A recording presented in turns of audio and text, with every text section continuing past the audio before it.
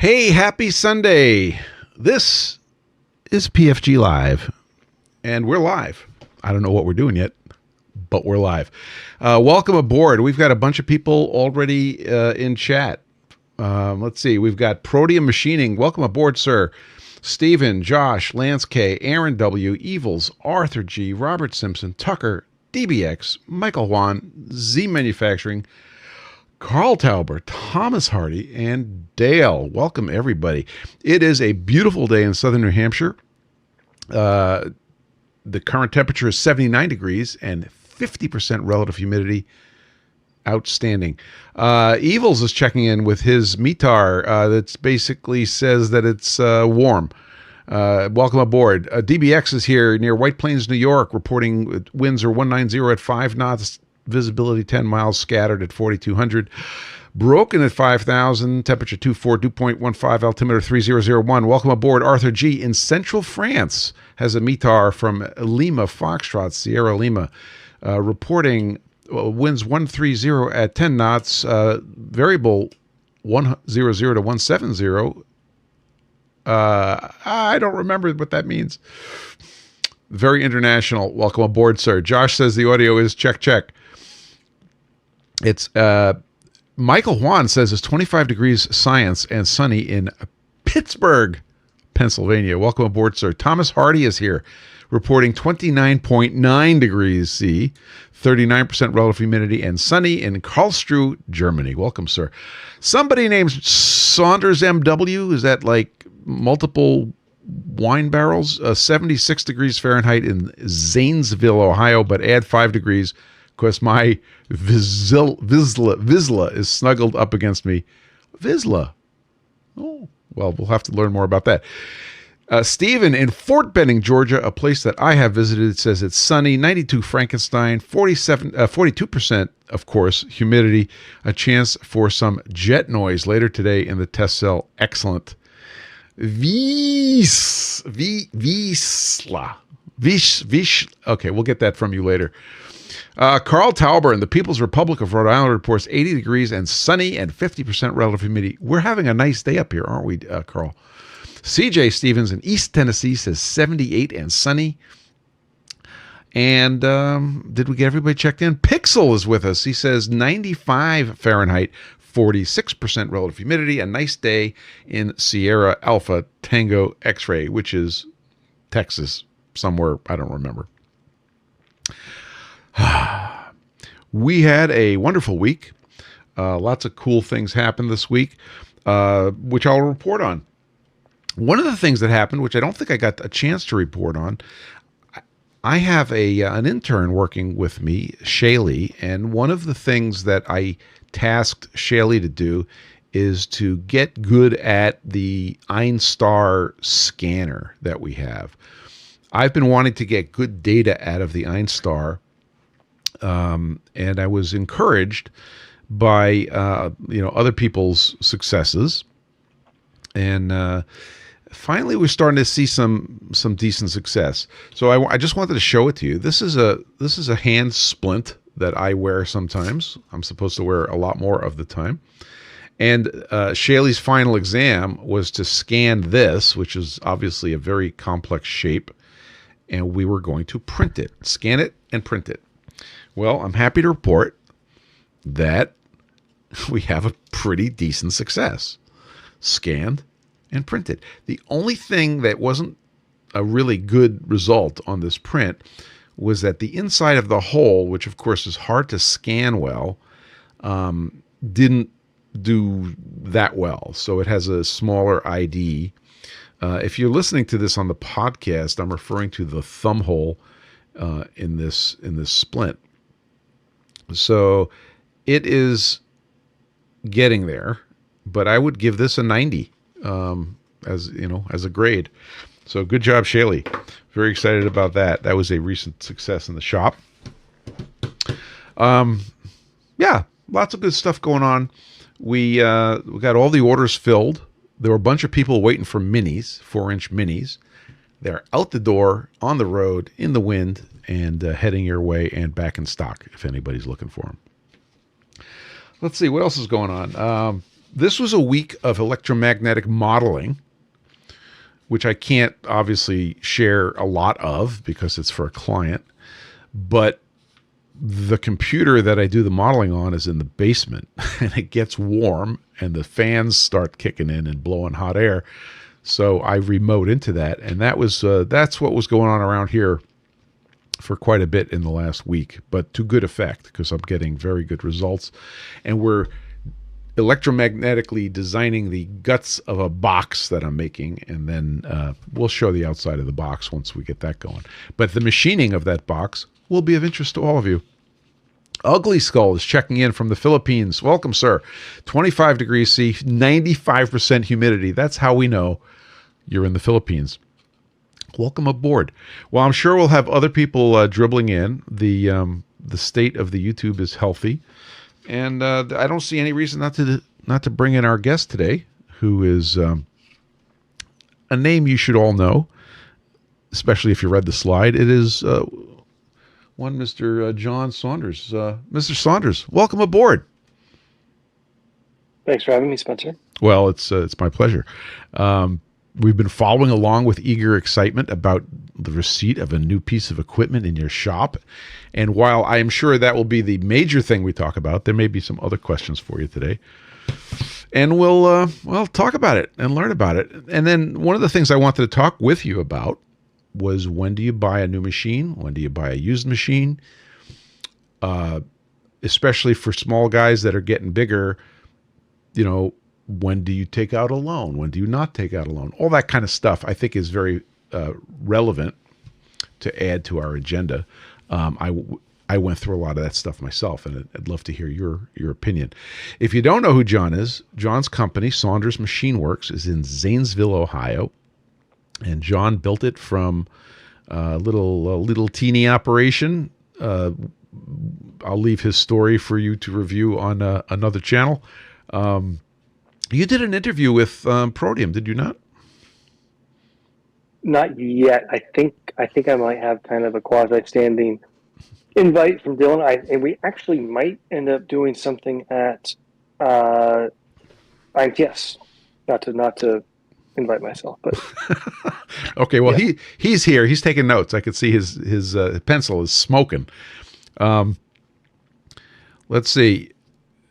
Robert Simpson says John is a YouTube machining OG as well. You're the original gangster. You get to wear the badge. Protium says you certainly do have an appointment. Would love to have you. Excellent. What year did you start Saunders Machine Works? The legal entity would have been 2013, I think.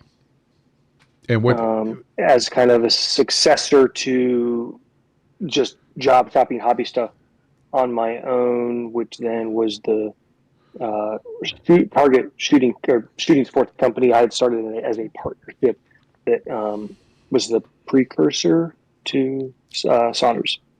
So that was Strike Mark. And yep, good memory. Well, you should always know where your targets are.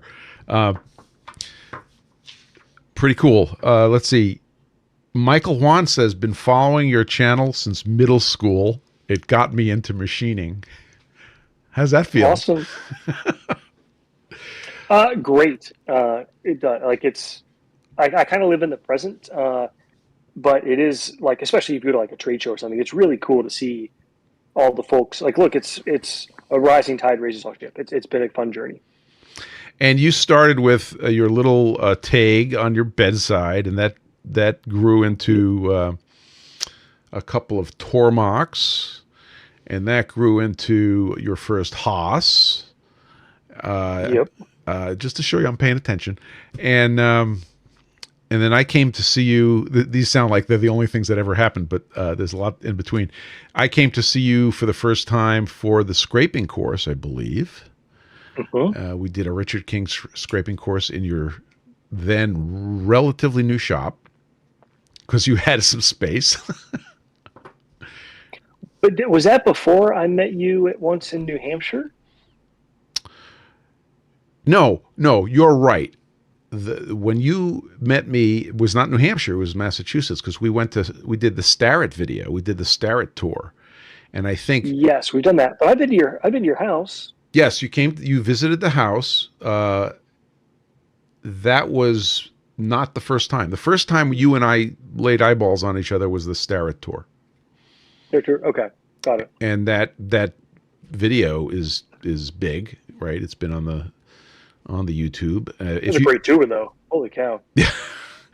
And if you guys are listening and you haven't seen that video, go look it up. It's on John's channel, and it's called just the Starrett Shop Tour or something like that.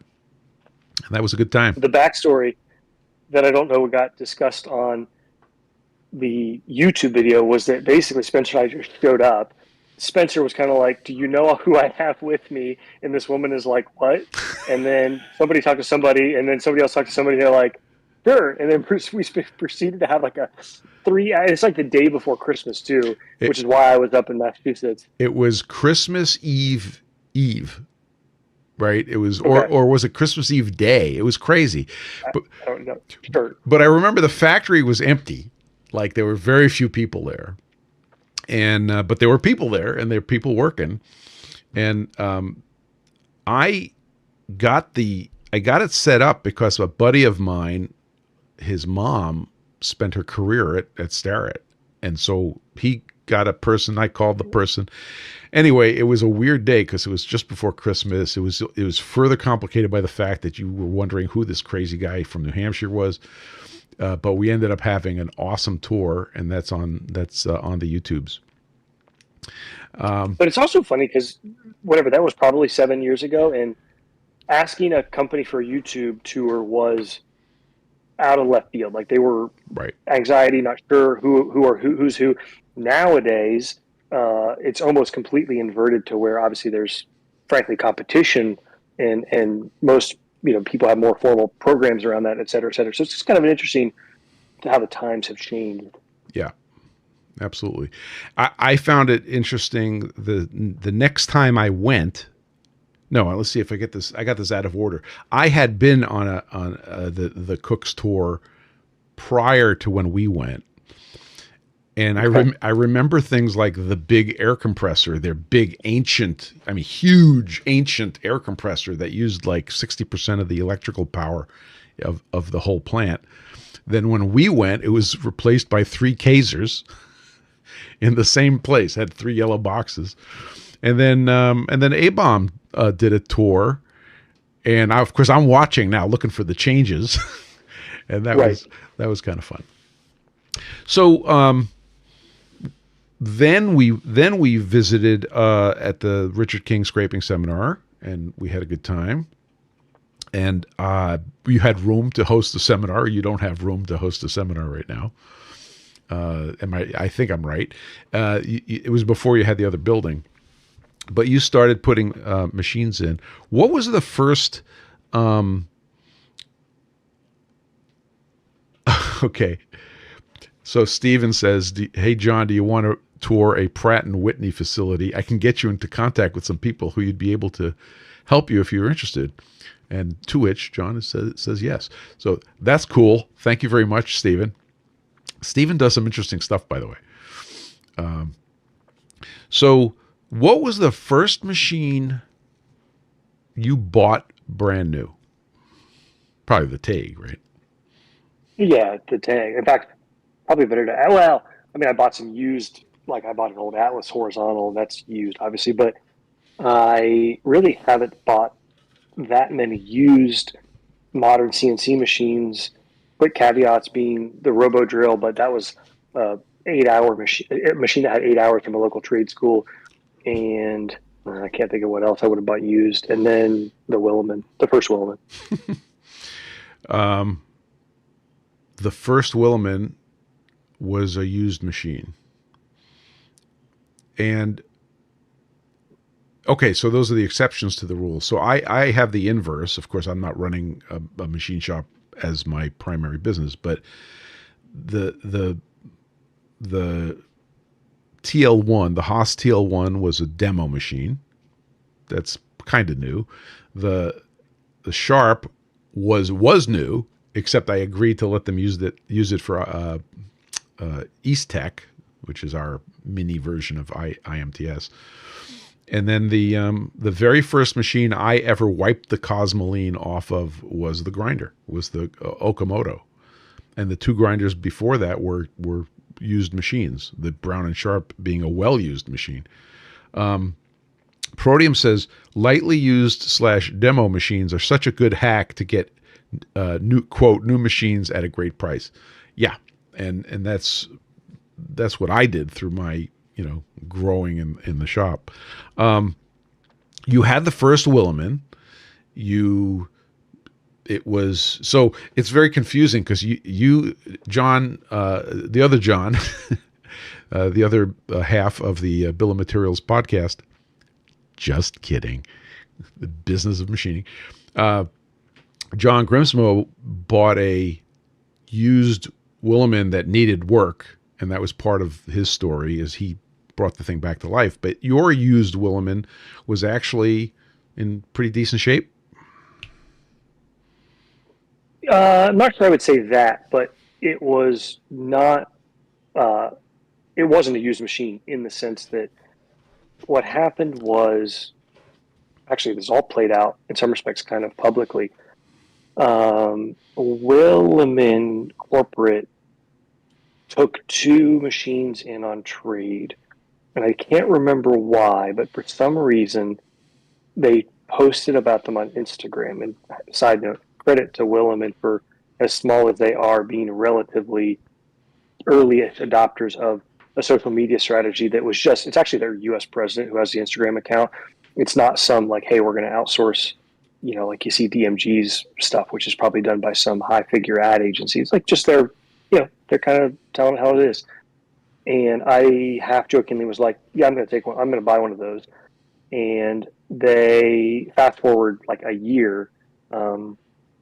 It took a while for them to get in a position where they were able to allocate time to get the machine in a state where it could be sold, just lots of overhaul stuff. But that's what was really different about it, was that they spent, actually I have a copy of the, it's the invoice, but whatever you want to call it, it's probably 6 pages of parts and labor, well into the 5 figures that they had their team go through it. So good news and bad news. Good news is it was all the stuff that a 20-year-old machine needs to have looked at. Small rubber gaskets or rubber lines or pneumatics or filters, etc. The bad news is it was still a 20-year-old machine with, I think, 2.5 million tool changes that had, I think it was an original spindle, and I think the B-axis had been replaced, but was going to need replaced again at some point in the near future. And those are VF2 purchase price level repairs. Wow. And this is isn't... still, I got a machine that had gone over. It came from Willman. They warrantied it for a very short period of time, but nevertheless a warranty. They came out, commissioned it with us, started the relationship. It was like, to me, totally different than what Grimsmo did, which was bought a Willman off of, machinesforsale.com or whatever, And that's having the factory look at it, I think, is a great thing. You probably avoided a lot of issues. Just a quick hello to Joshua Furman, checking in from Haverhill, UK, home of the Firm Vice. He says it's hot as balls in the workshop with 1 mill and 1 lathe running at the moment and 31 degrees science. Welcome aboard, Joshua. Now, Willman you were dealing with an office where? Willman's U.S. Tech Center is in Indianapolis, northwest town called Noblesville. Alan, who's the president, is based out of actually Westchester County, Elmsford. So a stone's throw from the other commonality Spencer and I have, which is the old town of Larchmont. That's right. Yeah, so I didn't mention that, but I got married in Larchmont. My wife is from Larchmont, and John lived in Larchmont when he escaped New York City. And I still give Chunger grief because I call it the country. I call it upstate New York. But you can get from Larchmont, you can get on the commuter rail and be in Manhattan in 45 minutes. So that's pretty cool. you ran the Willman. I didn't track that like really closely, but you were making good parts, and you were cranking out a bunch of parts on it. What were you making on the first Willman? We made everything we could. Lots of Saunders Machine Works parts, the plug jacks, vice stop products, pins. That also then led to its limitation. I'm probably getting ahead of myself, but we can talk about that limitations in a minute. But there were a handful of parts that we wanted to make on it and weren't able to because that generation of machine had a 25 millimeter through bore, which anybody who's done those conversions knows an inch is 25.4. So you couldn't even use 1 inch round bar on it, which is a big bummer. Right. Just spoiler, did some of the parts you couldn't make on the first Willman you were able to make on the second Willman? Oh, 100%. Yeah, there's okay. A ton because you can run 1 3/8 bar fed material, and obviously if you kind of look at say 7/8 versus 1 3/8, I mean that's the difference between a bar you're going to pick up when it gets delivered and a one you're going to grab the forklift for. Okay, got it. Yeah, I sort of grokked that it was a bigger bore. I didn't know what the numbers were. So you made money on the first Willman. I mean, it was cranking out profitable parts.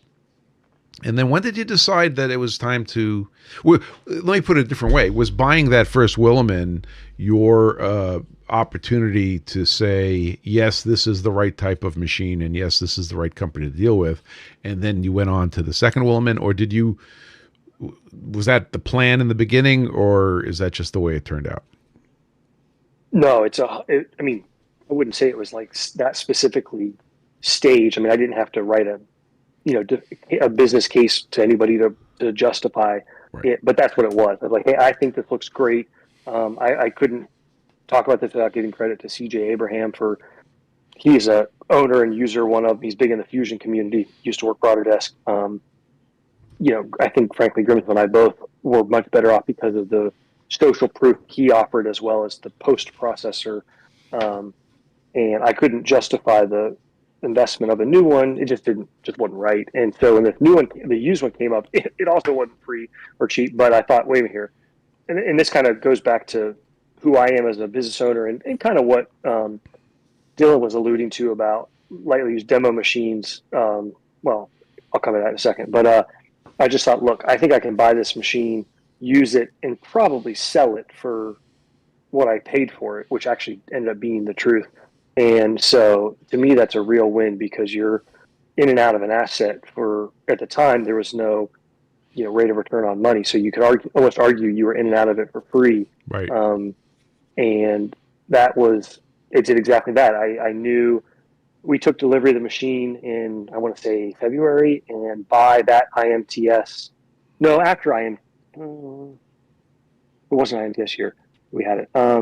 I was in talks with Willman to buy their showroom machine, hence the Dylan point, sort of like, hey, I can't get to the full price. This is not, we're not that kind of shop, but is there a way to make a deal on a trade machine, demo machine? And actually that deal was going to happen, except Willman's cannot retrofit the sheet metal for a conveyor, and that machine didn't have a conveyor, and I wasn't willing to do that. But, look, there's all sorts of ways of negotiating the tactics, but when you kind of anchor around a yes for a showroom machine, and then they end up moving you into a new machine, you can carry a lot of that momentum into the talks. And this was just for what it's worth.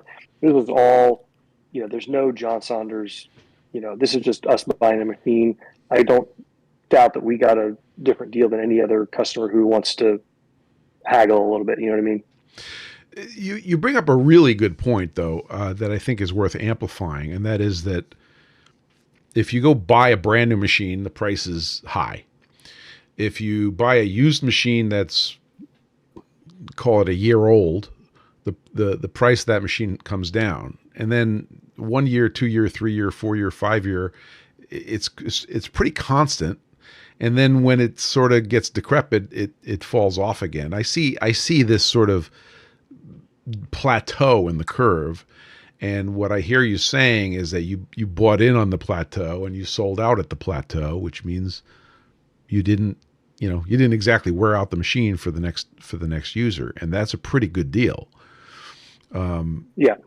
You do so. We bought a fully depreciated asset. I mean, I was not nervous. I mean, I wanted to make sure I had sold the machine before I committed to the new one to make sure I wasn't going to get surprised. But I knew who I thought would want to buy it, and I know the guy. And I called him and I said, "Hey, I'm doing this. You know about the machine? Do you want it?" And he said, "What's the price?" I said this. He's like, "Yeah, done." And we were done. I mean, it sold in 4 minutes. Done. 4 minutes? What took you so long? So that's pretty cool. Exactly. So that's a very good teaching point. There's a lot of good things about buying a new machine, but especially when you don't want to throw around a lot of capital and figure out if something's going to work. Buying a machine that's on that plateau is smart, and I think that's a very good point. When you decided that this was a great configuration and you were going to now buy a new Willman, one of the things that you enjoyed was being able to configure it exactly the way you want it for your application, which is not what you always get with a used machine. With a used machine, you take what's in front of you or you don't take what's in front of you. So talk a little bit about that value of being able to configure it exactly. Oddly, you raise a great point. The 408MT, so Willman makes a ton more machines than even I realized, and I actually just had the chance to visit the factory along with one of our employees a few weeks ago, and that was kind of eye-opening. I hate to say it, but I feel like it probably would be pretty boring to talk about all the flavors. If anybody wants to spend more time researching, they have a 308 machine, the 408, which is what we bought, the 508, and then they have like a 700 machine. The notable coolness is don't quote me on this, I want to say it's called the 700 machine. It is, if everybody is familiar with Delta 3D printers that have kind of a hanging 3-axis, they move in well, I guess it could be 5 axis, but it's like an inverse delta. So it has a table, it's quite small. The machine is no bigger than a large pumpkin, if you will. And it's only I don't know, I'm going to guess 100 millimeter travel, but they have the XY is controlled by 3 linear motors. And so they have no dwelling or, like if you were to do a ball bar test, a quadrant test, you'll see the polarity as you go around for circularity. These don't have, well, I'm not an expert on the kinematic, but they are different in that aspect. So for incredibly fine detail, watch work or so forth, they have a kinematic advantage. Really cool machines, but not for most of us on the like Insta machining world, not an interesting machine to own. Right. 508s are like ours, but bigger, linear motors, super cool. You can get turrets on it. You can get different subspindles, subsock. We bought a 408. We wanted MT as milling and turning. Can't get a turret with it. Well, I say unfortunately, because I would love to have one. I probably wouldn't have been able to justify the incremental cost.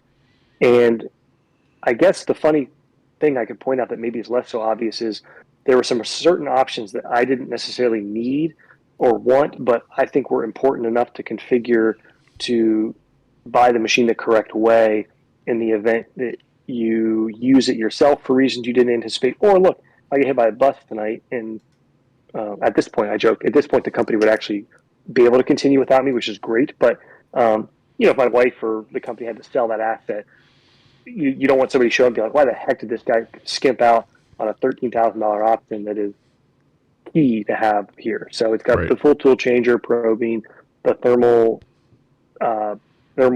comp package, wash down, blah, blah, blah. Yeah, I put a picture of it up on the screen without our artwork over it. It looks pretty cool. So you say it doesn't have a turret, so it has. How does it do tool changes? What is the configuration for tool changes in there? It doesn't have a turning turret, is what I mean. Okay, got it. So the really cool, yeah, right. A better example that maybe folks are familiar with would be like an Okuma Multis or a Mazak Integrex can have a B-axis head that can turn or mill, and they also will have a I hate to use the word, so forgive me, but lathe turret that can hold static tools, actually driven as well, which why the heck you would do that blows me away. But you could pinch turn or turn. It would be great because you could screw up a machine like this with abuse of turning with it. It's a milling machine that can turn. So we don't go in and hog the heck out of stuff while a turning tool is held statically in the spindle. So having a turret would minimize the need to tool change to turn, but also you could be more, I hate to say aggressive, but you get my point. You wouldn't have to Yeah. be so conscious about ginger. What is really cool is that instead of turning with the B-axis head perpendicular to the part, you actually tip the B-axis head to a 45-degree angle. This is done via the post, and that way your force vector is not perpendicular to your spindle and your spindle bearings. Very clever.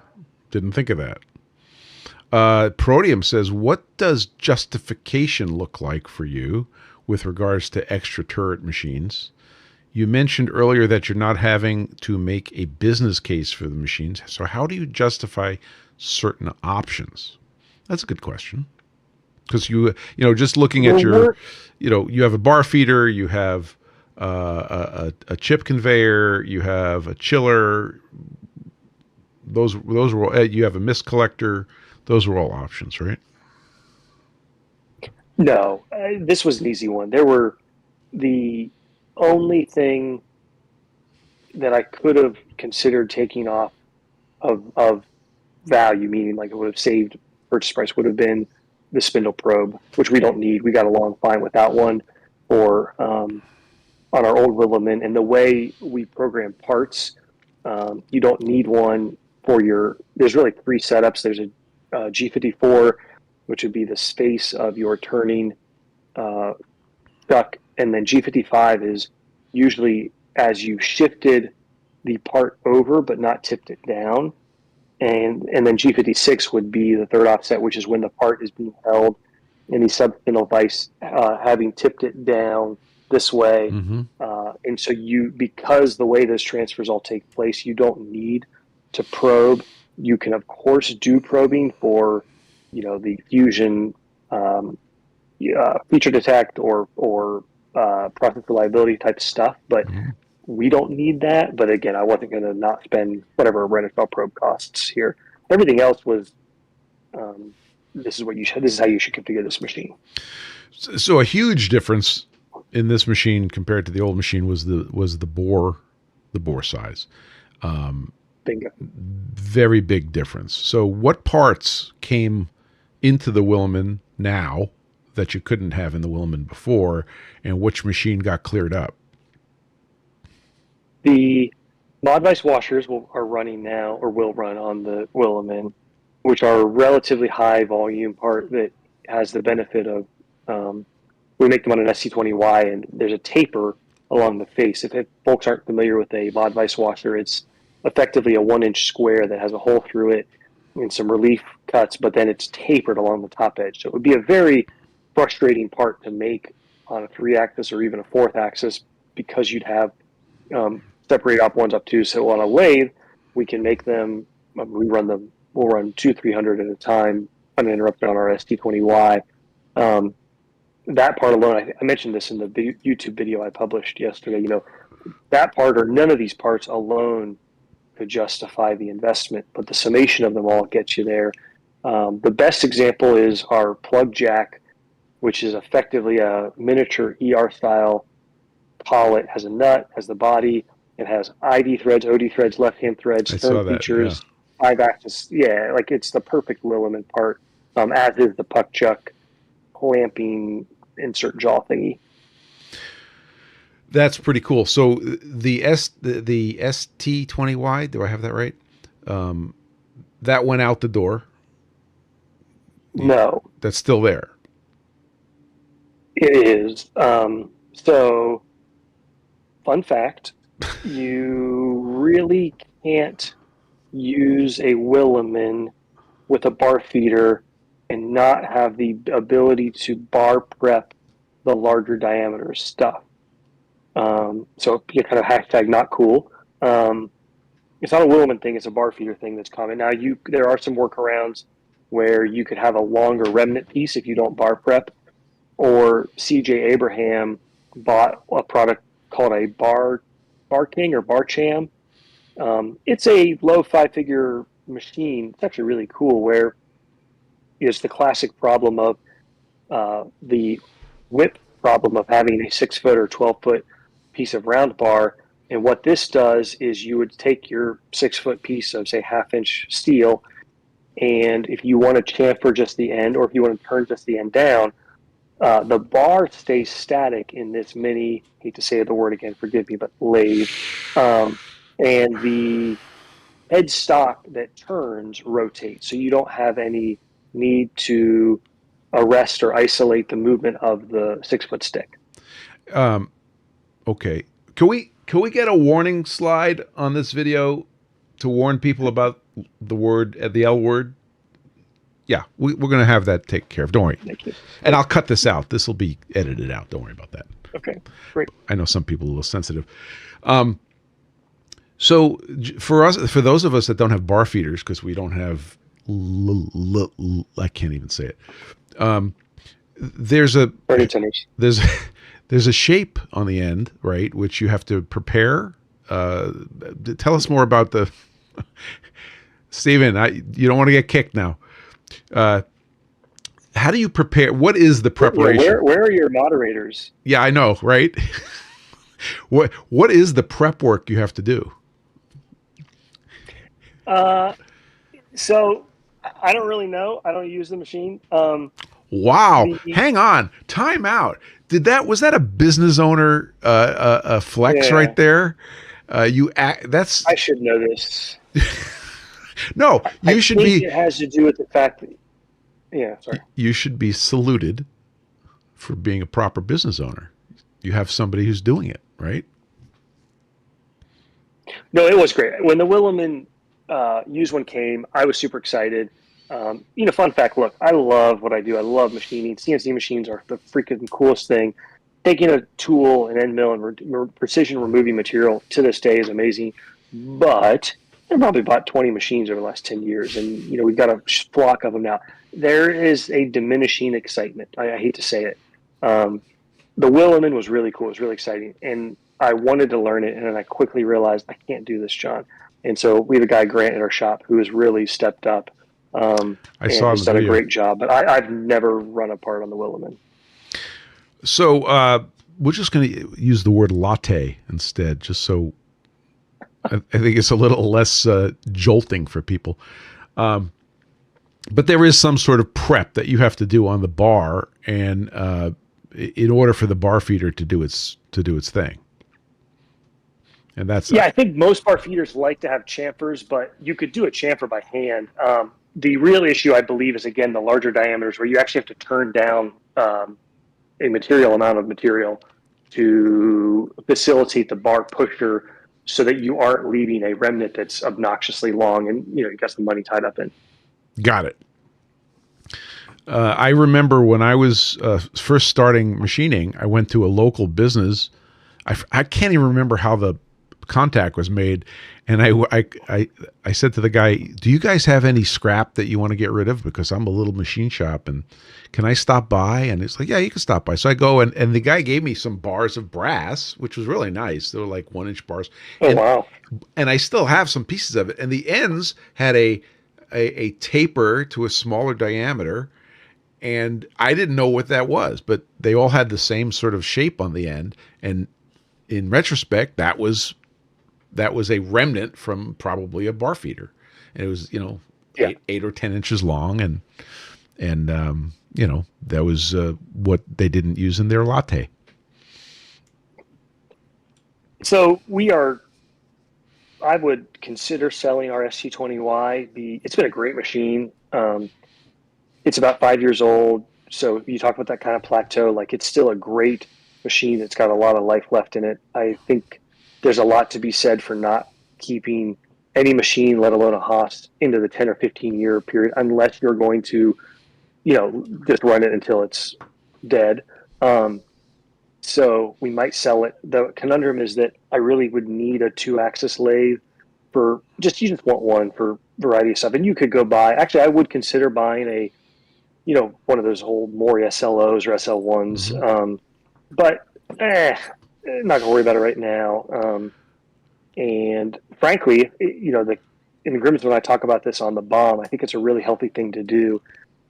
Try to think about your business without the constraint of capital. So the kind of, I won the lottery, but still need to be like, what would you really do? Not just the stupid stuff. And I would actually legitimately sell the ST, and I would buy a probably an Okuma Multis, because I really love, joking aside, I do love lathes where you have infinite tools. So you aren't limited to the turrets, you aren't limited to clunky gear driven holders. And a Multis, we actually can make some of our own products on it that we want to, as well as the way you're programming it in Fusion, the way you can check stuff, and it could also do stupid easy things like bar prep. We actually thought about buying a Multis instead of the Willman because it's frankly about half the price. But the Willman was more important to me for just, I wanted it to happen in that order. And if we don't buy a Multis ever, we'll be okay. So there's an 800-pound elephant in the room, which is the price of a new Willman. So yeah, you mentioned that your first Willman was VF2 like in purchase price. Was that about right? No, I would say closer to 1.5 to 2 well optioned or decently optioned VF2s. Yep. And now, how about so? What's the new one in sort of large ranges? Yeah, about 6 well optioned VF2s. That's a lot of VF2s. I think we have a new unit of currency, the VF2. Tucker says, yeah. Does having the new coffee machine affect how you will design parts in the future? Coffee machine. Or will you do more dedicated parts on that machine? I'm not sure. I'm only laughing because we splurged on a Jura for the shop, which was awesome, and then it broke, and so we have a Ninja, which everybody loves, even though like Juras are awesome and Ninja's not it's not bougie coffee. So now I'm confused. Are you actually asking about the coffee machine? As a tea drinker, I don't even know what words are coming out of your mouth. I think he was referring to glad that you can find your tea. You should always know where your tea is. I think he's referring to the Willy. So let me translate for you. Does having the new Willman affect how you will design parts in the future, or do you do more dedicated parts on that machine? Will you design for the Willman? I think is what he's asking. Oh no, 100% you will. So, we have a bunch of parts we already make. We want to put onto the Willman, move on the Willman, make on the we've got 3 different work orders out for it right now. We're still technically in training this week, so Grant's not. We haven't made our own part on it yet. Excuse me. But we have 2 new parts that are already designed that will go on it, and then we have another one that there is a advantage to making it. It's a complicated part, and by all means, elegant design. Any idiot can design something complicated. It takes a genius to design something simple. There's the sort of 2 reasons to nudge it toward being a complicated part are, number one complicated part that can be made on the Willman is way easier than making 3 or 4 separate simple parts. And there's a little bit of a business competitive advantage of doing it this way because, we could spend hours talking about China or knockoff type stuff. Certainly we learned that through Strikemark. And so having a fairly priced product that's not something that folks are going to say, oh, I'll just make it myself. That's a good thing to think about.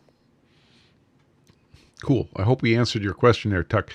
Michael Juan says, how is changeover on different SKUs? Do you need to swap the soft jaws on the sub vise, or can you run a mix of different parts? Yeah, so Michael hit on probably the single biggest reason I'm a huge fan of the Willman, both as a overall machine, but also as it compares to almost every other similar product in the mill turn world has a sub spindle where you're dealing with some sort of a QG65 or 5C style round collet. Even the Sugami TM80F, I think, that we looked at, it's a sub spindle, which I don't like for part access and for work holding. So we have a whole drawer of soft jaws. Swapping out the soft jaws for the sub spindle takes 2 to 8 minutes, but it's not a risky process. It's very simple. They're easy to make. They're easy to replace. It's great. And that was the key. So when Grant, for example, right before our old Willman went offline, we were really cranking with it because we knew we were going to have a fair amount of time without a Willy. And which is rough. I needed Grant to switch over. It is really rough. Let me tell you, you get lonely. And Grant switched between 2 parts and had the next part ready for FAI in like 25 minutes. Like it was swapped out, made, done. And that's what I love about it. I hate the word automation gets misused and overused, but truly, if we have one machine, a lot of eggs in one basket, but we can make all these different parts with minimal risk, minimal hassle. It's just fun to run. Changing out the collets is simple. Changing out bar feeders are weird. Again, I've not done this, so it's hard for me to speak eloquently to it, but minor changes in diameter are not a big deal. But if you go from, say, 3/8 inch material to 1 3/8, you have to change a different part of the bar changer. That bar feeder, that does take about 20 minutes. But otherwise, it's just quick. I have a question. The bar feeder is a different company, right? It integrates to the Willman. I mean, Willman is not making the bar feeder. Is that correct? Correct. They don't make them. So you have to buy a bar feeder from one of the bar feeder companies. So do you do that, or do they do that as part of your deal? I mean, it's their job to go and deliver the whole package to you, right? Absolutely. And we did that. What we did was I bought the, you can argue about who makes the best bar feeder. I'm not into those contests, but it'd be hard to argue that we don't have one of them. So it's a Boss 338 from a company called Iamtica. It is not a bar. There's a semantic difference. Well, that's not semantic. Bar feeder versus a bar loader, I think. But interesting. So to use round numbers, we have the high-end correct version that you should have for a machine like a Willman, which is a hydrostatically floats the material in a layer of oil and is very good for up to 6,000 RPMs or more on 1 3/8, which is no joke. That's a lot. That's about $40,000. For half that, you can get a dumb pusher, which does very little to support the material. It'll stop the whip, but it's not the same thing. Its job is more to facilitate storing sticks and getting them into the machine. So the unit, Willman, go ahead. The unit you have is the hydrostatic support of the bar, et cetera, and correct. I didn't know that the Willy did anything about whips. That's pretty interesting. We have a question here from Steven. He says, do you think the Willy can machine pen clicking cams? I've been looking at designing my own click fountain pens, looking to outsource the cam mechanism. There's 2 parts to this question. Can the Willy do it? And should he be talking to you about outsourcing the mechanism? I don't know what a pen clicking cam is, but a Willman is not any different than any other 5-axis machine. What makes a difference is it also can turn, and then it can hold the part drop to in a vise.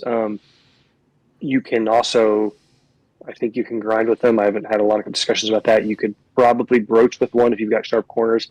Not something I've done. If you want to talk more about the part, I could speak more to it. But for sure, if you have small features and you want to use small tooling with high RPMs, the machine does great at it. I'm going to flip these questions that just came in. Evil says, is there anything a Willy can't do? He's putting a lot of faith in a Willy. I'll take that question and answer it a little bit of a different way. there's no reason for the price we paid. You couldn't have a platform that supported a little bit larger material or work envelope. Conversely, I'm a little bit conflicted here because I really like Willman as a company. They've been great to work with. I like the machines. But if somebody came out with one of these that was half the price and had some compromises, I'm hard pressed to think why I wouldn't be all over that. Many of the Willemans in the field are doing very high level or high dollar item medical work, and that's just not us. So, there's a coolness factor, but I mean, I can't. I got my hands full with the company, but if I wasn't involved in Saunders Machine Works and somebody dumped, I mean, no joke, it would probably have to take like $10 million. It would be so rarely thumb in the air guess on a number to tool up figuratively and literally to bring a machine tool to market from scratch. The idea of doing a Willman, a de novo style mill turn like a Willman, casting, kinematics, control, all that for say 250 to 3, I think is really interesting, but I can't imagine something I'm going to be involved in my life. There's so much work that goes into bringing a machine tool to market for distribution, post-sale support, control, warranty. That's beyond just the coolness of like, hey, let's sit down and sketch out a machine. Josh says, how do you mitigate / manage the quote eggs in one basket risk? And my comment on that is the Willman in your shop, the Willman's the Willman, and there's nothing that can easily take over for it. How do you manage that? Yeah, it's a great question. The one question is don't have all your eggs in one basket. That doesn't work for the horizontal because the horizontal is another basket that's big, and the Willman's just a basket that's big. I am not going to try to. I don't value parallel processing those tasks. So like if the Willman breaks, we're not going to start making some of these parts on other machines. It just doesn't make sense to. So that really goes back to how do you fix the basket? Right.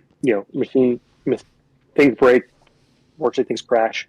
So the better way we handle that is number one, I am unapologetically opinionated on how we structure our business from a business side, making sure that we don't have overextended risk where we can't weather some storms. Number two, support and ability to get the thing back up and running. And so it's more about how do you fix the basket when the basket leaks or breaks? We would outsource some stuff in a pinch, be awkward and so forth. Oh, sorry. The last thing, then I'll shut up, is making sure for stuff that is critical, we have enough in stock. So, for example, we are conscious of mod vice washers because when we have a great order, somebody buys a VF4 plate set in one of our kit bundles, I don't want to not be able to ship that order or tell them it's incomplete because of a $20 part. So we'll overproduce a little bit on those, have a buffer. Unlikely that those are subject to a midstream internal revision or QC issue, because otherwise I don't love overproducing. But yeah, Tom, hey Tom, just weighed in. Machine service is a big deal. Yeah, that gets said a lot, but it doesn't get appreciated enough. What that means. Hi, Tom. By the way, Tom also commented as follows. That's a bozo mistake waiting to happen there. That was my soundboard. That wasn't Tom. So the fact that you have a new machine that is very supportable and the risk of it breaking in a very bad way theoretically is lower, that weighs into the new versus used purchase, doesn't it?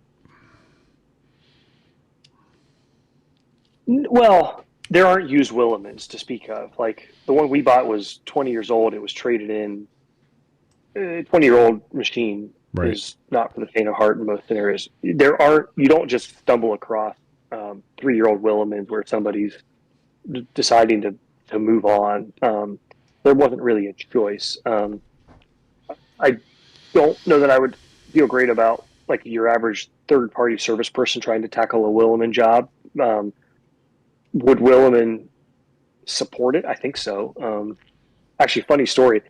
I assume I'm allowed to talk about this because my sources are not from Willman.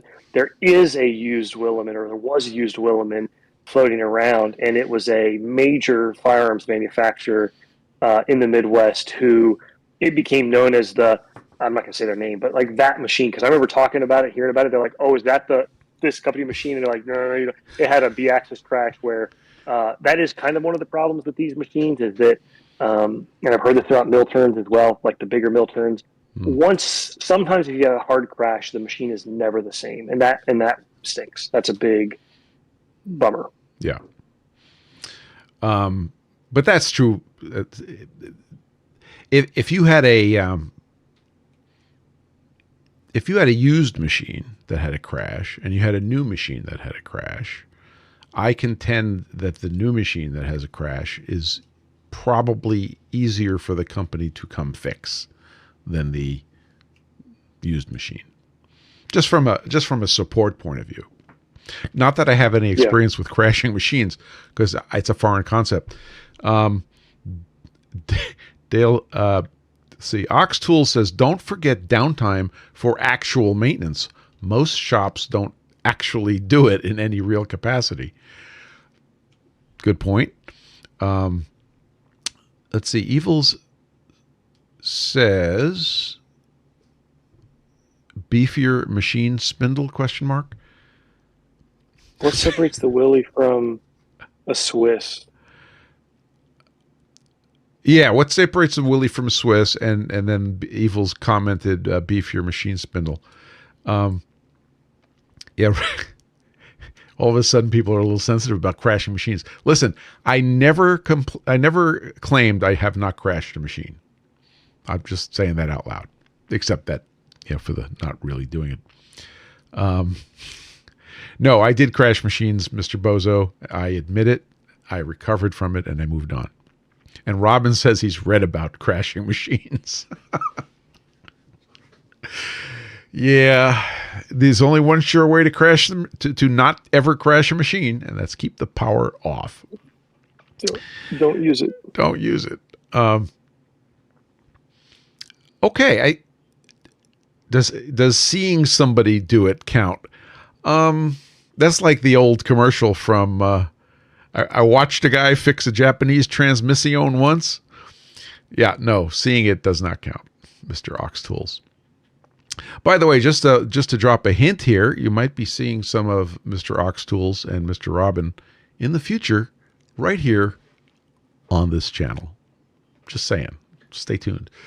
Well, I'm excited for your Willy. Thank you. It looks like an awesome machine. I almost want to come out and be a fly on the wall when your training guys come out. I watched your video of stuff getting machined on the old one, and it hurt my brain trying to think about how do you plan these things and the motions that it's able to do. Steve says nothing like a giant. Actually, very easy. Go ahead. You have priority.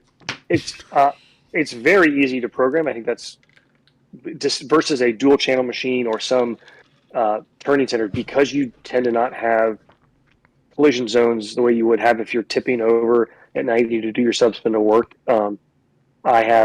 It's very easy to program. I'll leave it at that. That's pretty cool. Steven says nothing like a giant vertical Okuma lathe crashing a 4-inch drill into hardened steel. I think you're making that up, Steven. I don't think you actually that actually ever happened. Ox Tool says the Willy sounds like it really helps with the machine changeover overhead in mixed work shops. And this guy says from Saunders Machine Works says this. So that's interesting because you don't have to move a part from one machine to another machine. You're reducing a risk. No, or just I think you mean setup time. Like it's just done and one and done. Yeah, or both. If I want to go in, it's more than have 300 parts of this made. Grant will just run them. Like it's so low stress. It's pretty neat. Got it. So very exciting. Looking forward to hearing wonderful reports from the Willy. We should set up a full-time Willy cam. I think we could probably sell time on that channel. It actually has an OnlyFans. I wasn't going to mention it. Well, I was gonna. How could it not have an OnlyFans? I'm like, come on. Of all the machines in your shop, a full-time 24-hour just watch that spindle on that machine would be just awesome. Let's see. I'm missing something. Josh is in. He said he'd buy that for $1. It's more than $1. Tucker says only chips, right? Tucker, you're a genius. Robin says, I'm not used to this ratio of John's relaxed face to his beaming smile. That's known as dynamic signal ratio. Evil says, Swiss usually do a sliding headstock collet thing, right? Question mark. I think yes. Somebody earlier had asked the difference between a Willy and a Swiss. Oh, and a Swiss center. Okay. I'd be happy to answer them, but only if you want me to. I would like you to, please, because we get better ratings if you answer hard questions. So, and I want to be gentle here because I tend to react to this question as like, why do you even think they're remotely the same? I think the reason they think they're the same isn't because they both come from Switzerland. It's because they are associated with parts that are done in higher volume, that are smaller diameter, that have a combination of turning and milling features. But if you thought I hate lathes, I hate Swiss lathes even more. You couldn't be more extreme opposite of setting the machine up or changing it over between bar sizes, fidgeting with those darn collets for the sliding, where they don't call them collets, sliding, pushing. You're still stuck with junky, gear-driven, limited, driven tools. We mill far more than we turn on ours. They don't work as great for how you're transferring to the sub-spindle. Their cam sucks, full stop. It's so I kind of am overreacting, but we actually did. We looked at a couple of Swiss machines. We also looked at the Tsugami mill, not a Swiss, but I really had an open mind. I also met with Sharon and I met with Starrett Bumatech, who are the direct Willman competitors, because you're going to write this kind of a check. Go play the market. Go have the sales guys meet with you and see what you don't know, and just tell them, hey, what does this machine do that this one can't? But Swiss machines are great if you are doing truly high volume with minimal changeovers, turned parts. That's not what we're doing. So does your deep hatred for, and I don't think I'm overstating this, does your deep hatred for Swiss machines affect your relationship with John Grimsmo? No, not at all, because he secretly hates them too. Okay, moving on. He just wants to play on his current. Who am I to judge? If anybody has any last minute questions you want to pop in, now's the time to do it. We did it. We got to the top of the hour. I don't know how we did it, but the watches are great. But they were also great in Australia. We'll put a little plug in there, right? The watches in Australia are pretty good, and they use PFG stones in their process. Oh my gosh, how did we get there? So if you need something flat, you can head over to pfgstones.com. You can also find all of our links have been agglomerated. Head over there. We even have 4-inch minis in stock, and I think we have everything in stock. Oh, the only thing we don't have in stock right now, don't rush to your computers, is round stones. Those are lagging, but we're catching up. You could tour RGM Watch Manufacturing in Lancaster, Pennsylvania. I did not know we have a watch manufacturer in Lancaster. Neato. Okay, John, thank you so much for joining us today. I know it was. Thank you, everybody. It was a last minute thing to ask you to talk about your Willy. You were very open, and frankly, I think you kind of held it together pretty well on a sensitive topic. So thank you very much for being there.